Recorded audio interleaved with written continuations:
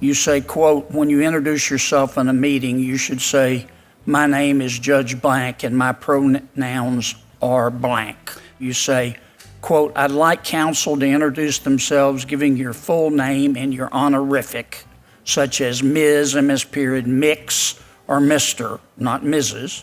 You wrote, quote, white, male, straight people allow privilege to remain in place, close quote. You said, quote, does race matter? Hell yes, close quote. So all issues have one set of proof, except you think we ought to have a different set of proof when equity, diversity, and inclusion are at issue. Judge, you seem to be obsessed with race and sexuality. How are litigants going to be able to trust you? Senator, that's not what I've said. There is no different standard. It's bigger than Dallas. I read it to you. When you look turned in these documents. I didn't go looking for them. When you look proud of it. Welcome back, everyone. Today we dive into a heated Senate exchange that left the room in shock. Senator John Kennedy grilled a judicial nominee in a tense back and forth that exposed sharp disagreements on race, sexuality, prosecutorial discretion, and even how the Constitution itself should be interpreted. Stay with me because this one gets fiery. And before we begin, make sure you smash that subscribe button so you don't miss any of these powerful moments. You sent out those personal tweets about Senator Cotton, Senator Blackburn, and Senator Cornyn. Did you mean them at the time? Without hearing those tweets, Senator Kennedy, it's hard for me to remember precisely, what was said or what I was thinking at the time. I do very much regret the tone that I've taken on social media from time to time. I know that I've crossed the line from time to time, and When you crossed the line, did you mean it? I've contributed to the coarseness on Twitter sometimes by pushing the envelope to break through. But when you did it, did you mean it? It's hard for me to respond to that kind of generally, Senator Kennedy, without a specific You're a smart example. guy. Sure you can. You either meant it or you didn't. You got two choices. Door A, door B. Well, Senator Kennedy, I know that I've pushed the envelope. Okay. And You regret it?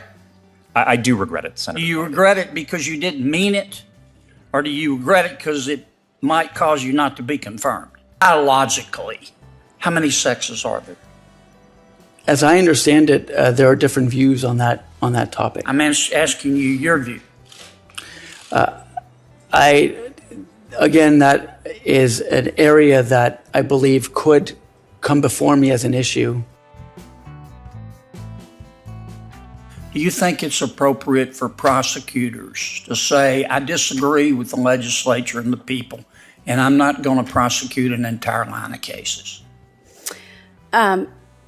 Senator, I think it is appropriate for prosecutors to evaluate each case that comes before them, and almost every prosecutor. But that's not what I'm asking. Senator, I agree that prosecutors have the legal option to use the flexibility given to them. When they exercise that option, do you agree with that? I think it would depend on the circumstance under which they're exercising it and what the rationale was for their decision. Well, what are the circumstances where it's okay to do that? So I think prosecutors in this country work very difficult jobs under very demanding conditions. I'll stipulate to that. Senator, I have never worked as a prosecutor. I have. Yes, ma'am, but you've read about it. Yes, sir. What's going on? Do you agree with it or disagree with it? Senator, I don't think I can give a categorical yes or no to that because I think it would depend on the circumstances. You just answered my question. Do you think the United States Constitution should be interpreted according to how people understood it at the time it was adopted? Thank you, Senator. I don't have a personal judicial interpretation philosophy apart from what you're going to be on the United States Court of Appeals if you're confirmed, and you don't have a judicial philosophy about how the United States Constitution should be interpreted? Well, Senator, in terms of how it would be interpreted, I'm going to be bound by how others have said the circuits, the judges interpret it. And so... Yeah, but we don't decide cases using algorithms and just take all the United States Supreme Court cases and put them in. And they haven't addressed every issue. Let me ask it again.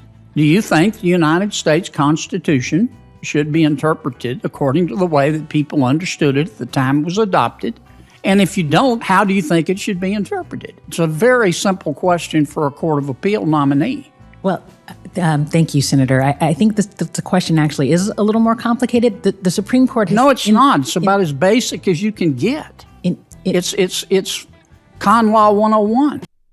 Senator Kennedy begins by reading the nominee's own writings, how judges and lawyers should introduce themselves with pronouns, and how white, male, straight people allow privilege to remain in place.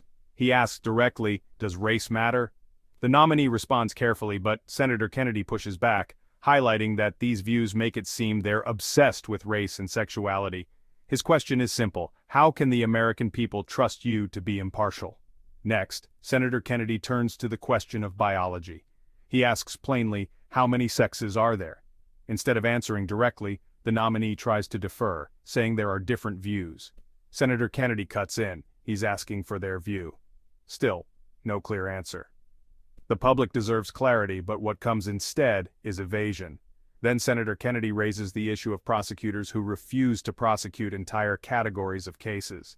He asks, is it appropriate for them to say, I disagree with the legislature and the people, so I won't enforce these laws?